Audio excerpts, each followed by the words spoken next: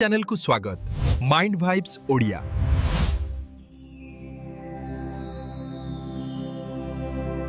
आम भितरे माने ओडिशा और पूरा भारतर छात्र छात्री भितरे गोटे समस्या धीरे धीरे बढ़ी चली।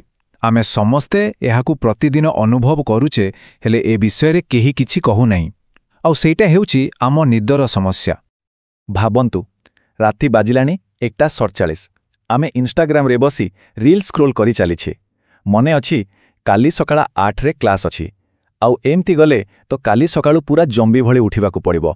हेले फोनटा तळे रखि आउनी, आउ गोटे रील, आउ गोटे स्टोरी, बास आउ 5 मिनिट एमती कहू कहू घंटा परे घंटा बीती जाउछि।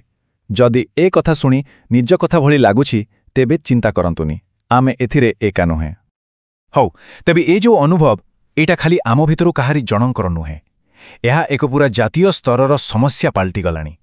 आसंतु किछि तथ्य उपरे नजर पकईबा जहा आमकु प्रकृत स्थितिटा कौन ताहा बुझे दब। कथाटा सुनिले बहुत आश्चर्य लागिबो, किंतु सत पूरा दुनिया रे निद कम हवा मामला रे भारतर स्थान हेउची द्वितीय, ठीक जापान परे। भाबी पारुचंती आमे हाराहारी राति रे मात्र 7 घंटा 1 मिनिट सोचु। आउ जदि आमे छात्र छात्रींको कथा कहिबा ताहले तो परिस्थिति आहुरी खराब। पाखापाखि 40% भारतीय छात्र छात्रींको ठीक रे निद हेउनी। WHO कहूची आमको 8 रु 10 घंटा सोइबा दरकार, किंतु आमे सोउछे मात्र 6.5 घंटा। हिसाब करंतु प्रति राति रे 1.5 रु 3.5 घंटा निद कम। आउ जेओ माने जेई कि नीट पई प्रस्तुत हेउचंती सेमानक कथा तो छाडंतु, सेमानटर अवस्था भयंकर। निकटरे जणे जेई आशायंक टाइम टेबल भाइरल होइतिला। आउ जानिछंती से केते घंटा सोउथिले? राति को मात्र 4.5 घंटा, बस सेतिकी। एकथा भाबिले भी देह शीतई जाउछि। आउ ए चापर एही कम निदर परिणाम बहुत भयंकर हेउछि। आमे केवल पाठपढ़ा कथा कहूने। कोटारे 2013 रु 2017 भितरे 58 जन छात्र छात्रींकर मृत्यु होइतिला। आउ दुखर कथा सेमानक मध्यरु किछि आम ओडिसार थिले। एपरिकी गत वर्ष आम कटक सालेपुरर जणे 17 वर्षर झियो जी नीट पई भुवनेश्वर रे पढुथिले, एही चाप सही न पारी से आत्महत्या कले।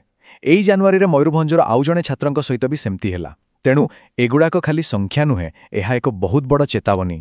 हौ तेबे एते सबु तो जानिले, किंतु प्रश्न हेउछि एमिति होउछि काहेकि? आमे कोन जानि सुनी एमिति करूछे? ना, एटा केवल इच्छा शक्तिर अभाव नुहे, एहा पछरे विज्ञान अछि। आसंतु देखिबा आम फोन केमिति आम मस्तिष्ककु निज कब्जाकु नै जाउछि। केबे भाबिछंती कि एते थका लागुथिले भी राति अधारे भी आमे फोन तळे रखि पारुने काहेकि? एहार उत्तर आम शरीर भितरे आउ आम विज्ञान भितरे लुचि रहिछि। अच्छा, आम मस्तिष्क भितरे गोटे हार्मोन अछि, ता ना मेलाटोनिन।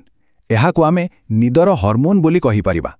एहार काम हेला जेमिति अंधार हबो से बाहरिबो, आउ आम शरीर को कहिबो चाल एबे सोइबा समय हेला। किंतु आम फोन स्क्रीन रु जो नील आलोक बाहरे ना, सेटा मस्तिष्क पाही गोटे भूल सिग्नल पठाए।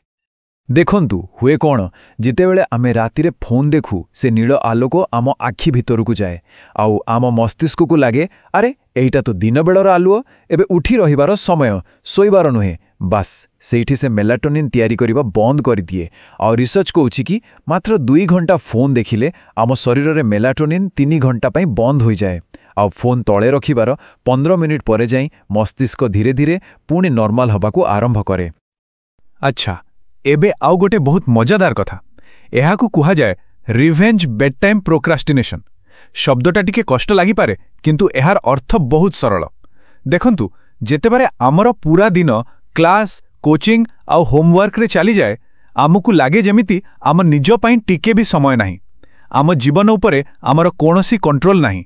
तेणु राति रे जेतेबेले समस्ते सोई पड़ंती, आमे सेई हजी जाइथिबा समयर प्रतिशोध नेबाकू चाहू। आउ सेई प्रतिशोध नेबा पई आमे निज निदकू बड़ी देई फोन चलाऊ।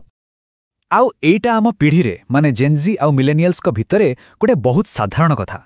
पाखापाखि 51% युवपीढ़ी एमती करंती। विशेष करी जेनजी पिला माने सप्ताह को हाराहारी 4 राति ए रिवेंज पई डेरी रे सुअंते। आमे भाबु जे राति 11 टारु 2टा भितर समयटा आमर निजर समय, किंतु सत कहिबाकू गले एई प्रतिशोध रे आमे निज स्वास्थ्यर भविष्यत उपरे ही प्रतिशोध नै जाउछे। हाउ एते सबु तो हेला, किंतु एमिति कम सोइबार प्रकृत मूल्य कौन? एहार प्रभाव आम शरीर आउ मस्तिष्क उपरे केमिति पड़ुछि? एक कथा जानिबा बहुत बहुत जरूरी। ସବୁଠୁ ଆଗକୁ ଆସୁଛି ଆମ ପାଠପଢ଼ା। ରିସର୍ଚ୍ଚ ଦେଖେଇଛି ଯେଉଁ ଛାତ୍ରଛାତ୍ରୀମାନେ ଠିକ୍ସେ ଶୁଅନ୍ତି ସେମାନଙ୍କର ହାରାହାରି ଜିପିଏ 67% ରହୁଛି, କିନ୍ତୁ ଯେଉଁମାନେ କମ୍ ଶୁଅନ୍ତି ସେମାନଙ୍କର ଜିପିଏ 64%କୁ ଖସି ଆସୁଛି। ଏହାର କାରଣ ବହୁତ ସିଧା। ଆମେ ଦିନରେ ଯାହା ବି ପଢ଼ୁ ତାହା ଆମେ ଶୋଇବା ବେଳେ ହିଁ ଆମ ମସ୍ତିଷ୍କରେ ଠିକ୍ ଭାବେ ସେଭ୍ ହୁଏ। ତେଣୁ କମ୍ ଶୋଇ ଅଧିକ ପଢ଼ିବା ମାନେ ସିଧା କଥାରେ ଗୋଟେ କଣା ବାଲ୍ଟିରେ ପାଣି ଭରିବା ସହିତ ସମାନ। ଏହାପରେ ଆସୁଛି ଆମ ମାନସିକ ସ୍ୱାସ୍ଥ୍ୟ। ତଥ୍ୟଗୁଡ଼ାକ ଟିକେ ଡରେଇବା ଭଳି, କିନ୍ତୁ ଜାଣିବା ଦରକାର। କମ୍ ନିଦ ଡିପ୍ରେସନ୍ ହେବାର ଆଶଙ୍କାକୁ 3ରୁ 4 ଗୁଣ ବଢ଼େଇ ଦିଏ। ଆଉ ଯେଉଁମାନଙ୍କୁ ଠିକ୍ରେ ନିଦ ହୁଏନି ସେମାନଙ୍କୁ ଆନ୍ଜାଇଟି ଡିସଅର୍ଡର ହେବାର ସମ୍ଭାବନା 17 ଗୁଣ ଅଧିକ। ଭାବନ୍ତୁ ତ, ଏଇଟା କୌଣସି ଇତ୍ତେଫାକ ନୁହେଁ, ଏହା ହେଉଛି ସିଧାସଳଖ ସମ୍ପର୍କ। ଆଉ ଶାରୀରିକ ସ୍ୱାସ୍ଥ୍ୟ କଥା? ଆମର ଇମ୍ୟୁନିଟି ବା ରୋଗ ପ୍ରତିରୋଧକ ଶକ୍ତି ପୂରାପୂରି ଦୁର୍ବଳ ହୋଇଯାଏ। ଯେଉଁମାନେ 6 ଘଣ୍ଟାରୁ କମ୍ ଶୁଅନ୍ତି ସେମାନଙ୍କୁ ଥଣ୍ଡା, ଜ୍ୱର, କାଶ ବହୁତ ସହଜରେ ଧରିନିଏ। ଆମ ଶରୀର ସବୁବେଳେ ଗୋଟେ ପ୍ରକାରର ଇନଫ୍ଲାମେସନ୍ ସ୍ଥିତିରେ ରହେ, ଯାହା ଆଗକୁ ଯାଇ ହାର୍ଟ ରୋଗ, ଡାଇବେଟିସ୍ ଭଳି ବଡ଼ ବଡ଼ ରୋଗର କାରଣ ସାଜିପାରେ। ହଉ, ବହୁତ ହେଇଗଲା ସମସ୍ୟା ଆଉ ଡରାଇବା କଥା। ଏବେ ଆସନ୍ତୁ ସମାଧାନ ବିଷୟରେ କଥା ହେବା। କିଛି ଏମିତି ସହଜ ଆଉ ବ୍ୟବହାରିକ ଉପାୟ ଅଛି ଯାହା ଆମେ ସମସ୍ତେ ଆପଣାଇ ପାରିବା, ବିଶେଷ କରି ଆମେ ଓଡ଼ିଶାର ଛାତ୍ରଛାତ୍ରୀମାନେ। ଆଉ ଏଥିପାଇଁ କୌଣସି ଦାମୀ ଗ୍ୟାଜେଟ୍ କି ଚଷମା ଦରକାର ନାହିଁ। ପ୍ରଥମ କଥା, ଆମ ଫୋନ୍ ସେଟିଂସରେ ହିଁ ନାଇଟ୍ ମୋଡ୍ କିମ୍ବା ବ୍ଲୁ ଲାଇଟ୍ ଫିଲ୍ଟର ଅଛି।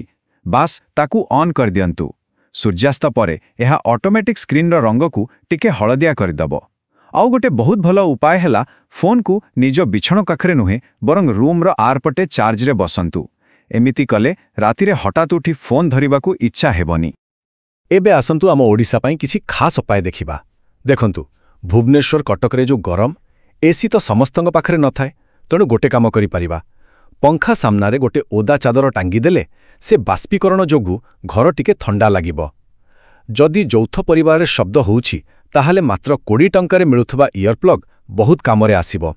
ଆଉ ରାତିରେ ମୁଣ୍ଡରେ ଯଦି ହଜାରେ ଚିନ୍ତା ଚାଲୁଛି, ତେବେ ଶୋଇବା ପୂର୍ବରୁ କାଲି କ'ଣ କରିବେ ତାର ଗୋଟେ ଛୋଟ ଲିଷ୍ଟ ବନେଇ ଦିଅନ୍ତୁ। ଦେଖିବେ ମୁଣ୍ଡ ପୁରା ଶାନ୍ତ ହୋଇଯିବ। ଦେଖନ୍ତୁ, ସତ କଥା ହେଉଛି ଆମକୁ ବଞ୍ଚାଇବାକୁ କେହି ଆସିବେନି। ଆପ୍ଗୁଡ଼ାକ ଆହୁରି ଆକର୍ଷଣୀୟ ହେବେ, କୋଚିଂ ସେଣ୍ଟରର ଚାପ କମିବନି, ଆଉ ପରୀକ୍ଷା ବି ସହଜ ହେବନି।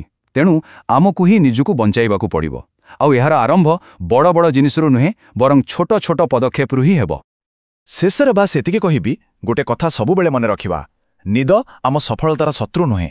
ନିଦ୍ରାହୀନତା ହିଁ ଆମର ପ୍ରକୃତ ଶତ୍ରୁ।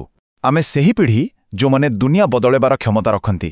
କିନ୍ତୁ ଯଦି ଆମେ ନିଜେ ଏତେ ଥକି ଯାଇଥିବା ତାହେଲେ ବଦଳ ଆଣିବା କେମିତି? ତେଣୁ ଆମ ପାଇଁ ସବୁଠୁ ବଡ଼ ବିପ୍ଳବ ହେଉଛି ନିଜର ଯତ୍ନ ନେବା। ତେବେ ଆଜି ରାତିରେ କ'ଣ ଫେରି ପାଇବାକୁ ଚେଷ୍ଟା କରିବା?